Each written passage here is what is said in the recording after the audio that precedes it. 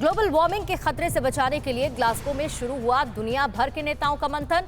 COP26 सम्मेलन में शामिल होने 2 दिन के दौरे पर ग्लासगो पहुंचे प्रधानमंत्री मोदी का आज का प्लान क्या है? ब्रिटिश पीएम बोरिस जॉनसन से कब होगी प्रधानमंत्री मोदी की मुलाकात? पीएम मोदी के यूरोप दौरे से जुड़ी सभी बड़ी खबरें देखिए top 9 Modi at world mission.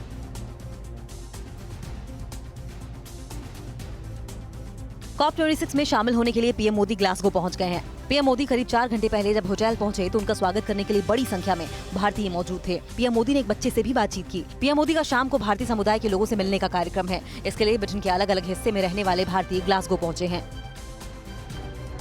PM Modi आज देर शाम ब्रिटिश पीएम बोरिस जॉनसन से मुलाकात करने वाले हैं। दोनों नेताओं के बीच करीब 15 मिनट तक बैठक होगी। इसके बाद पीएम COP26 के action and solidarity the critical decade में भारत का संक्षिप्त पक्ष रखेंगे।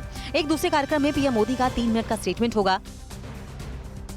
पीएम मोदी अगले 2 दिन ग्लासगो शहर में रहेंगे। इस दौरान वे विश्व जलवायु सम्मेलन यानी कि COP26 के विभिन्न कार्यक्रमों में हिस्सा लेंगे और जलवायु परिवर्तन पर भारत का पक्ष रखेंगे। पेरिस सम्मेलन से तत्कालीन अमेरिकी राष्ट्रपति डोनाल्ड ट्रंप के हाथ पीछे खींच लेने के बाद पीएम मोदी ने जलवायु परिवर्तन के मुद्दे पर आगे बढ़कर जिस तरह से नेतृत्व किया था, ऐसे में ग्लासगो सम्मेलन में सबकी नजरें भारत पर टिकी हैं।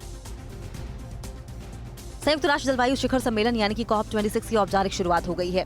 इसमें अगले करीब 2 हफ्ते तक 200 देशों के प्रतिनिधि ग्लोबल वार्मिंग की चुनौतियों से निपटने पर गहन मंथन करेंगे। इस सम्मेलन में कार्बन उत्सर्जन में कटौती के साथ ही सस्ते और स्वच्छ ऊर्जा के उपयोग पर निर्णय लिए जा सकते हैं। ये सम्मेलन 12 नवंबर तक चलेगा। प्रधानमंत्री नरेंद्र मोदी कल की शुरुआत जलवायु सम्मेलन में एक महत्वपूर्ण कार्यक्रम की लॉन्चिंग के साथ करेंगे। पीएम मोदी की अपील पर कई देश मिलकर one sun one earth one grid की महत्वाकांक्षी परियोजना की घोषणा करेंगे। इसका प्रस्ताव भारत, ब्रिटेन, ऑस्ट्रेलिया और बांग्लादेश करेंगे, जबकि अमेरिका और दूसरे देश इसका समर्थन करेंगे। इससे पहले पीएम मोदी आज तड़के करीब 3 बजे इटली के शहर रोम से ग्लासगो पहुंचे। पीएम मोदी G20 सम्मेलन में हिस्सा लेने के लिए रोम गए थे। वहां पीएम ने कई देशों के राष्ट्राध्यक्षों से मुलाकात की। ग्लासगो के लिए रवाना होने से पहले पीएम मोदी ने ट्वीट किया, रोम में एक सार्थक शिखर सम्मेलन के बाद ग्लासगो के लिए प्रस्थान। G20 शिखर सम्मेलन के तीसरे सेशन में कल ऊर्जा और जलवायु परिवर्तन के मुद्दे पर मंथन हुआ। पीएम मोदी ने जलवायु लक्ष्यों को प्राप्त करने के लिए प्रौद्योगिकी के महत्व पर जोर दिया। G20 शिखर सम्मेलन से अलग पीएम मोदी ने विश्व के अन्य नेताओं के साथ प्रसिद्ध टीवी फाउंटेन का दौरा किया। G20 शिखर सम्मेलन से अलग पीएम मोदी ने जर्मनी की चांसलर एंजेला मर्केल से मुलाकात की। इस दौरान दोनों नेताओं के बीच कई अहम मुद्दों पर चर्चा हुई। पीएम मोदी ने स्पेन के प्रधानमंत्री पेड्रो सैंचेज से भी मुलाकात की। वहीं पीएम मोदी इंडोनेशिया के राष्ट्रपति जोको विडोडो से भी मिले और व्यापक रणनीतिक साझेदारी, कारोबार और अर्थव्यवस्था के मुद्दे पर बात की।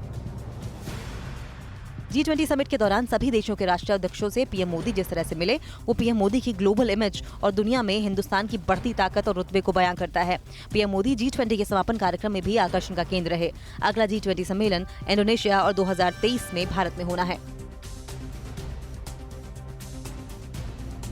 पीएम मोदी का मिशन वैक्सीनेशन, 3 नवंबर को खास मंथन। काबुल नदी के जल से सीएम योगी ने क्यों किया श्री राम जन्मभूमि का अभिषेक? कहां रेप पीड़िता की आत्महत्या के बाद थाना प्रभारी 3 पुलिसकर्मियों को सस्पेंड किया गया। 3 हार्डकोर इनामी महिला नक्सली कहां पर ढेर हुई? देश भर की तमाम बड़ी खबरें देखिए टॉप 9 देश प्रदेश। यूरोप दौरे से लौटते ही पीएम मोदी 3 नवंबर को 6 राज्यों के मुख्यमंत्री और 40 जिलों के डीएम के साथ बैठक करेंगे। इसमें कोविड-19 वैक्सीनेशन की धीमी दर को लेकर सवाल जवाब होंगे। पीएम ने बताया कि बैठक में उन 40 जिलों के डीएम तलब किए गए हैं जहां कोविड वैक्सीन की पहली डोज 50% से कम लोगों को दी गई है। वहीं सेकेंड डोज देने की दर भी बेहद कम है। सीएम योगी ने काबुल नदी के जल से अयोध्या में श्री राम जन्मभूमि का अभिषेक किया। अफगानिस्तान से एक बच्चे ने काबुल नदी का जल पीएम मोदी के पास भेजा था और श्री राम जन्मभूमि में जलाभिषेक की इच्छा जताई थी। सीएम योगी ने कल इस जल को गंगा जल के साथ मिलाकर श्री राम जन्मभूमि को समर्पित किया। मंदिर निर्माण का ये गर्भगृह है। निर्माण का कार्य युद्ध स्तर पर चल रहा है। यूपी के अमरोहा में रेप पीड़िता ने आत्महत्या कर ली। परिजनों के मुताबिक उसने आरोपियों के खिलाफ पुलिस कार्रवाई नहीं होने से परेशान होकर आत्महत्या की। इस घटना के बाद एसपी ने थाना प्रभारी और 2 पुलिसकर्मियों को निलंबित कर दिया। पीड़ित परिवार ने आरोपी के खिलाफ कार्रवाई की मांग की है। छत्तीसगढ़ के दंतेवाड़ा में सर्च अभियान पर निकली पुलिस टीम ने 3 हार्डकोर इनामी महिला नक्सलियों को ढेर कर दिया। दंतेवाड़ा के एसपी ने बताया कि तीनों महिला नक्सलियों पर 5-5 लाख रुपए का इनाम घोषित था। डीआरजी के जवानों और नक्सलियों की कुंजे रास के जंगल में मुठभेड़ हुई थी। वहां से भारी मात्रा में हथियार और नक्सल सामग्री भी बरामद की गई। एससी आयोग के वाइस चेयरमैन और ड्रग्स ऑन क्रूज मामले में जांच प्रभारी अरुण हल्दर ने समीन वानखेड़े के कास्ट सर्टिफिकेट की जांच की। अरुण हल्दर कल एनसीबी के जोनल अधिकारी समीन वानखेड़े के घर पहुंचे थे। वानखेड़े की पत्नी क्रांति रेटकर वानखेड़े ने बताया कि अरुण हल्दर कुछ मूल दस्तावेज देखने आए थे। अब हमारे खिलाफ आरोप लगने वालों के खिलाफ जाँच होगी। पूर्व प्रधानमंत्री मनमोहन सिंह को कल एम्स से छुट्टी मिल गई है। अस्पताल के सूत्रों के मुताबिक बुखार और कमजोरी की शिकायत के बाद मनमोहन सिंह को 13 अक्टूबर को अस्पताल में भर्ती करवाया गया था। केंद्रीय स्वास्थ्य मंत्री मनसुख मांडविया ने एम्स जाकर पूर्व प्रधानमंत्री का हालचाल जाना था। राजधानी दिल्ली के 50 से अधिक लाइसेंसधारी व्यापारियों ने दिल्ली हाईकोर्ट का दरवाजा खटखटाया और दिल्ली से पहले राजधानी में ग्रीन पटाखे बेचने की अनुमति देने का अनुरोध किया। इससे पहले सुप्रीम कोर्ट ने कहा था कि उसने पटाखों की बिक्री पर पूर्ण प्रतिबंध नहीं लगाया है। वहीं पश्चिम बंगाल में पटाखों पर प्रतिबंध लगाने के कलकत्ता हाईकोर्ट के आदेश के खिलाफ भी आज सुप्रीम कोर्ट में सुनवाई होगी। अगर आप रेल यात्रा कर रहे हैं तो अपने ट्रेन की टाइमिंग एक बार फिर पता कर लें। आज से रेलवे की नई समय सारणी लागू हो गई है। इससे 13,000 यात्री ट्रेनों और 7,000 मालगाड़ियों के समय बदल गए हैं। देश में चलने वाली करीब 30 राजधानी ट्रेनों का समय भी बदल गया।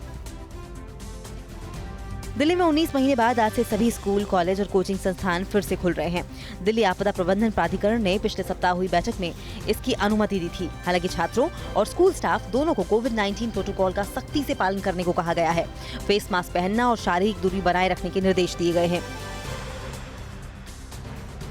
उत्तर प्रदेश में चुनावों से पहले फिर सामने आया जिन्ना का जिन्न। अखिलेश यादव के बयान पर क्यों गरमाई उत्तर प्रदेश की सियासत?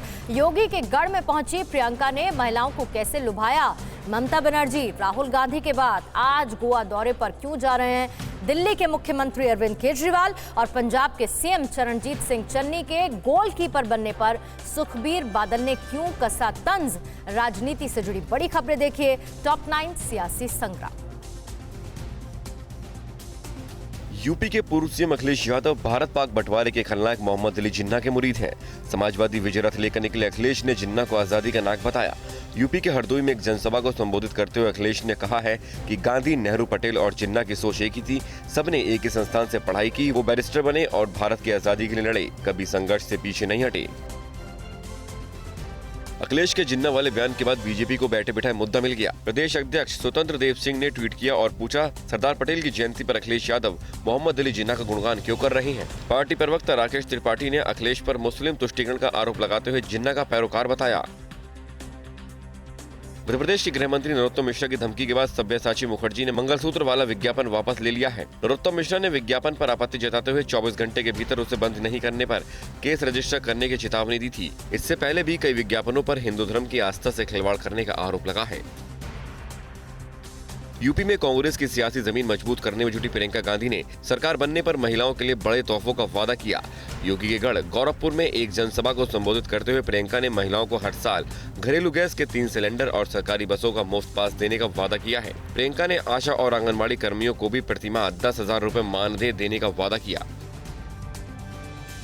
गोरखपुर की जनसभा में प्रियंका गांधी ने केंद्रीय गृह मंत्री अमित शाह पर भी तंज कसा। कहा, उन्होंने अमित शाह का बयान सुना है। वो कह रहे थे कि यूपी में आज अपराधियों को ढूंढने के लिए दूरबीन की जरूरत पड़ती है।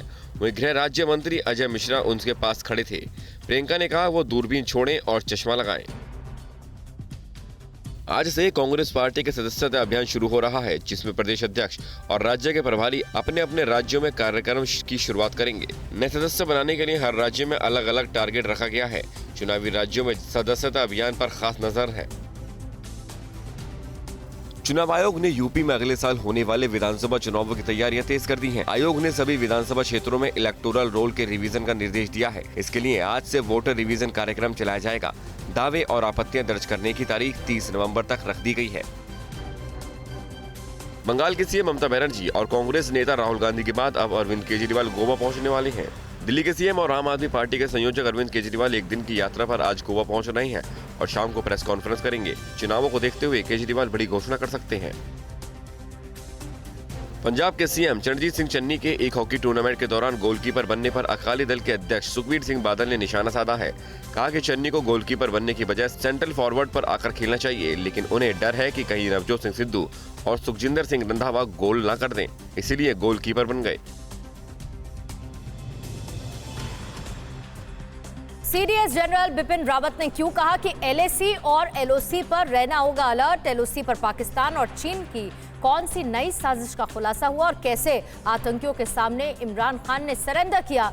पड़ोसी मुल्कों की साजिश से जुड़ी तमाम बड़ी खबरें देखिए टॉप 9 दुश्मन चीन पाक। सीडीएस जनरल बिपिन रावत ने कहा है कि भारत को चीन और पाकिस्तान को लेकर हमेशा अलर्ट पर रहने की जरूरत है। जनरल रावत ने कहा कि एलएसी और एलओसी के साथ विवादित सीमाओं पर भारतीय सेना को सालों तक अलर्ट रहने की जरूरत है। उन्होंने कहा कि 1962 के बाद चीन के साथ कई झड़पें हो चुकी हैं। ऐसी घटनाओं ने हमें और ज्यादा सतर्क और मजबूत रहने की सीख दी है। सीडीएस जनरल बिपिन रावत ने कहा है कि एलएसी और एलओसी पर चीन की विस्तारवादी नीति और पाकिस्तान की क्षेत्रीय महत्वाकांक्षा के भारत को सावधान रहने की जरूरत है। उन्होंने कहा कि भारतीय सेना के अलर्ट रहने से चीन और हमारे नेताओं को एलएसी पर शांति बनाए रखने और समझौते के साथ भरोसा बनाने के लिए दूसरे उपायों को आगे बढ़ाने में मदद मिलेगी। एलएसी पर दोनों तरफ 50 से 60 हजार सेना तैनात है। एलओसी पर पाकिस्तान चीन के साथ मिलकर नई साजिश रच रहा है। ये खुलासा एक अंग्रेजी अखबार की रिपोर्ट के हवाले से हुआ है। रिपोर्ट के मुताबिक सितंबर के दूसरे और तीसरे सप्ताह में चीनी सेना पीएलए के 40 जवान और ऑफिसर ने पाकिस्तान के कब्जे वाले कश्मीर के नीलम और लीबा घाटियों का दौरा किया था। पीएलए के ऑफिसर ने उन रास्तों का मुआयना किया जिसके जरिए पाकिस्तान घाटी में आतंकियों को भेजता है। अखबार की रिपोर्ट के मुताबिक पाकिस्तान के कब्जे वाले कश्मीर घाटी के नीलम और लीपा में गए चीनी सेना पीएलए के 40 अफसरों को 7 समूहों में बांटा गया है। पीएलए के 40 ऑफिसर ने पाकिस्तानी सेना की वर्दी में इस इलाके का दौरा किया था। इनके साथ आईएसआई के अधिकारी और ट्रांसलेटर्स भी थे। चीनी अधिकारियों ने नियंत्रण रेखा के साथ भारतीय चौकियों के करीब बनाए गए पाकिस्तानी सेना की चौकियों का सर्वेक्षण किया। पाकिस्तान की इमरान खान सरकार ने प्रतिबंधित आतंकी संगठन तहरीके लब्बैक यानी कि टीएलपी के सामने सरेंडर कर दिया है। इमरान सरकार टीएलपी के संस्थापक खादिम रिजवी के बेटे साद हुसैन रिजवी की जेल से रिहाई का विरोध नहीं करेगी। पाकिस्तानी मीडिया के मुताबिक इमरान सरकार और टीएलपी के बीच कल हुई बातचीत में कुछ मुद्दों पर सहमति बनी है। इमरान खान सरकार और आतंकी संगठन टीएलपी के बीच हुए समझौतों के बीच टीएलपी को पहले जीटी रोड से अपना धरना खत्म करना होगा और अपने समर्थकों को हटाना होगा। समझौते का ऐलान प्रेस कॉन्फ्रेंस से किया जाएगा जिसमें विदेश मंत्री शाह महमूद कुरैशी समेत कई मंत्री, टीएलपी के मुफ्ती गुलाम अब्बास फैजी और मुफ्ती मोहम्मद अमीर शामिल थे। आज इमरान खान अपनी पार्टी को इस समझौते की जानकारी देंगे। टीएलपी पिछले कई महीने से इमरान सरकार के खिलाफ हिंसक प्रदर्शन कर रही है। टीएलपी ईस्ट निंदा मामले को लेकर फ्रांस सरकार की मुस्लिमों के खिलाफ सख्त विरोध कर रही है। टीएलपी फ्रांस के राजदूत को पाकिस्तान से वापस भेजने की मांग कर रही है जिसे इमरान सरकार ठुकरा चुकी है। साद हुसैन रिजवी की रिहाई और फ्रांस से संबंध तोड़ने की मांग को लेकर टीएलपी ने 15 अक्टूबर से लाहौर से इस्लामाबाद मार्च शुरू किया था। पाकिस्तान के उत्तरी वजीरिस्तान में विद्रोहियों ने पाकिस्तान की सेना के चेक पोस्ट पर हमला किया। कल किए इस हमले में पाक आर्मी का कितना नुकसान हुआ इसका पता अभी नहीं चला है। विद्रोहियों ने पाकिस्तान की सेना के चेक पोस्ट को निशाना बनाकर रॉकेट से हमला किया। हाल के दिनों में उत्तरी वजीरिस्तान में विद्रोहियों के हमले में पाकिस्तान सेना के कई जवान भी मारे गए। चीन में एक बार फिर कोरोना के बढ़ते मामलों ने चिंता बढ़ा दी है। इस बीच शंघाई में मशहूर डिज्नीलैंड को तत्काल प्रभाव से 3 दिन के लिए बंद कर दिया गया है। डिज्नीलैंड में मौजूद सैकड़ों लोगों को कोरोना टेस्ट किए जाने के बाद 12 दिनों के लिए होम क्वारंटीन कर दिया गया है। 12 दिन बाद फिर उनका टेस्ट होगा। चीन के कई प्रांतों में पहले से ही लॉकडाउन और सख्त पाबंदियां लगाई जा चुकी हैं। ताइवान और चीन के बीच फिर से बढ़ा तनाव। ताइवान ने घुसपैठ करने वाले चीनी फाइटर विमानों को खदेड़ा। अमेरिका ने ताइवान में चीन की घुसपैठ का कड़ा विरोध किया और अफगानिस्तान में आईएस के कितने आतंकियों ने तालिबान के सामने सरेंडर कर दिया। इन सभी खबरों के लिए देखिए top 9 world battle ground. Taiwan पर लगातार बुरी नजर रखने वाले चीन ने कल एक बार फिर ताइवान की वायुसेना में लड़ाकू विमान समेत अपने 8 विमानों के जरिए घुसपैठ की। चीन की सीना जोरी का ताइवान ने भी करारा जवाब दिया। ताइवान ने जवाबी हमले कर अपनी सीमा में घुसे चीनी लड़ाकू विमानों को वापस जाने पर मजबूर कर दिया। ताइवान ने कहा कि चीन लगातार उसे उकसा रहा है। ताइवान में चीनी घुसपैठ को लेकर अमेरिका ने चिंता जताई है। चीन के ताजा घुसपैठ को लेकर G20 शिखर सम्मेलन के दौरान अमेरिकी विदेश मंत्री एंटनी ब्लिंकन ने कल चीन के विदेश मंत्री वांग यी से मुलाकात की। ब्लिंकन ने चीन की कार्रवाई का विरोध किया। अमेरिकी विदेश मंत्री ने कहा कि चीन की हरकतों से ताइवान के इलाके में तनाव बढ़ गया है। अमेरिका ने कहा कि यथास्थिति में एक तरफा बदलाव का वो विरोध करता है। ताइवान की हवाई सीमा में बार बार घुसपैठ करने वाले चीन की नई साजिश का खुलासा हुआ है। अमेरिका के जॉर्ज टाउन यूनिवर्सिटी में centre for security and emerging technology से एक रिपोर्ट जारी हुई है जिसमें दावा किया गया है कि चीन ताइवान के खिलाफ आर्टिफिशियल इंटेलिजेंस टेक्नोलॉजी यानी कि AI का इस्तेमाल कर रहा है। अमेरिका के जॉर्ज टाउन यूनिवर्सिटी में centre for security and emerging technology से जारी रिपोर्ट में एक और चौंकाने वाला खुलासा हुआ है। रिपोर्ट के मुताबिक अगले 5 से 10 साल के अंदर चीन अमेरिकी सेना के सिस्टम को नुकसान पहुंचाने के लिए आर्टिफिशियल इंटेलिजेंस टेक्नोलॉजी इस्तेमाल करेगा। अफगानिस्तान के नांगरहार प्रांत में आतंकी संगठन इस्लामिक स्टेट के 35 आतंकियों ने तालिबान के सामने सरेंडर कर दिया। नांगरहार को इस्लामिक स्टेट का गढ़ माना जाता है। हाल के दिनों में अफगानिस्तान की राजधानी काबुल से लेकर कई शहरों में मस्जिदों पर हमले के बाद तालिबान आईएस के खिलाफ सर्च ऑपरेशन चला रहा है। इस सर्च ऑपरेशन में कुछ दिन पहले आईएस के 149 आतंकियों ने सरेंडर किया था। तालिबान राज आने के बाद अफगानिस्तान के कई पूर्व सैनिक और अमेरिकी सेना के लिए जासूसी का काम करने वाले आतंकी संगठन इस्लामिक स्टेट में शामिल हो गए। आतंकी संगठन में शामिल होने वालों में कई ऐसे हैं जिन्हें अमेरिकी सेना ने स्पेशल ट्रेनिंग भी दी थी। अमेरिका के ट्रेंड किए गए पूर्व अफगानी जवानों के आईएस में शामिल होने से अफगानिस्तान के साथ दुनिया की चिंता बढ़ गई है। लेबनान के आतंकी संगठन हिजबुल्लाह के खिलाफ लड़ाई के लिए इजराइल की सेना ने अपनी तैयारियों को और मजबूत करने के लिए वॉर ड्रिल शुरू किया है। इजराइल की सेना 1 महीने तक वॉर ड्रिल करेगी, जिसमें वो हिजबुल्लाह के खात्मे की रणनीति भी बनाएगी। इस वॉर ड्रिल में इजराइल की तीनों सेना हिस्सा ले रही है। हाल के दिनों में इजराइल ने हिजबुल्लाह के इलाकों पर कई हवाई हमले किए थे। यमन के हूती विद्रोहियों पर सऊदी अरब ने हवाई हमला किया है। सऊदी अरब के इस हवाई हमले में हूती विद्रोहियों के कई ड्रोन नष्ट कर दिए गए। हूती विद्रोहियों ने सऊदी अरब के खमीस मुशैत इलाके को निशाना बनाकर ड्रोन दागे थे। पिछले 2-3 महीने में हूती विद्रोहियों ने सऊदी अरब पर कई हमले किए। ब्राजील की पुलिस ने वर्गिंहा में हुए एनकाउंटर में 25 संदिग्ध बैंक लुटेरों को मार गिराया। एनकाउंटर के दौरान पुलिस और लुटेरों के गिरोह के बीच काफी देर तक गोलीबारी होती रही। पुलिस को मारे गए संदिग्ध लुटेरों के पास भारी मात्रा में विस्फोटक हथियार और 10 गाड़ियां भी मिली। पुलिस का कहना है कि बैंक डकैती की योजना बनाने वालों पर उनकी काफी दिनों से नजरें थीं। T20 वर्ल्ड कप में पाकिस्तान के बाद न्यूजीलैंड से भी हार गया भारत। लगातार 2 हार के बाद भारत के लिए सेमीफाइनल की रेस में बने रहना बेहद मुश्किल। शर्मनाक हार के बाद कैप्टन विराट कोहली ने क्या कहा और पूर्व गेंदबाज मनोज प्रभाकर ने विराट कोहली की कप्तानी पर क्या कहा। T20 वर्ल्ड कप से जुड़ी खबरें देखिए top 9 T20 world cup. T20 world cup के करो या मरो के मुकाबले में भारत को न्यूजीलैंड से भी हार का सामना करना पड़ा है। न्यूजीलैंड ने भारत को 8 विकेट से हरा दिया। इस हार के साथ ही टीम इंडिया के लिए सेमीफाइनल में पहुंचने की राह मुश्किल हो गई है। जीत के लिए 111 रनों के लक्ष्य को न्यूजीलैंड ने 15वें ओवर में ही 2 विकेट गंवाकर हासिल कर लिया। न्यूजीलैंड ने इस जीत के साथ ही सेमीफाइनल के लिए उम्मीद बनाए रखी है। लगातार 2 मैच हारने के बाद टीम इंडिया के लिए सेमीफाइनल की राह काफी मुश्किल हो गई है। सेमीफाइनल में पहुंचने के लिए अब टीम इंडिया को न्यूजीलैंड और अफगानिस्तान के बीच होने वाले मुकाबले के नतीजे पर निर्भर रहना होगा। इसके साथ भारत को अपने बाकी तीनों मुकाबले बड़े अंतर से जीतने होंगे। 3 जीत के साथ भारत के 6 अंक होंगे। साथ में ये भी दुआ करनी होगी कि अफगानिस्तान न्यूजीलैंड को हरा दे। T20 वर्ल्ड कप में लगातार 2 हार के बाद पूर्व गेंदबाज मनोज प्रभाकर ने विराट कोहली की कप्तानी पर सवाल उठाए हैं। मनोज प्रभाकर ने TV9 भारतवर्ष के शो के दौरान कहा कि विराट को वर्ल्ड कप के दौरान ही कप्तानी छोड़ने का विचार करना चाहिए था। वहीं पूर्व क्रिकेटर निखिल चोपड़ा ने कहा है कि विराट को न्यूजीलैंड से हार के बाद सवालों के जवाब देने के लिए प्रेस कॉन्फ्रेंस करना चाहिए था। मेरे हिसाब से उनको आना चाहिए था सवालों का जवाब देने के लिए, तो उन्हें सोच लेना चाहिए, जैसे धोनी ने बीच में से कप्तानी छोड़ दी थी। न्यूजीलैंड से मिली करारी हार के बाद कप्तान विराट कोहली ने कहा है कि पूरे मैच में न्यूजीलैंड की टीम ने हमारी टीम पर दबाव बनाए रखा। हमारी बल्लेबाजी के साथ गेंदबाजी भी फ्लॉप रही।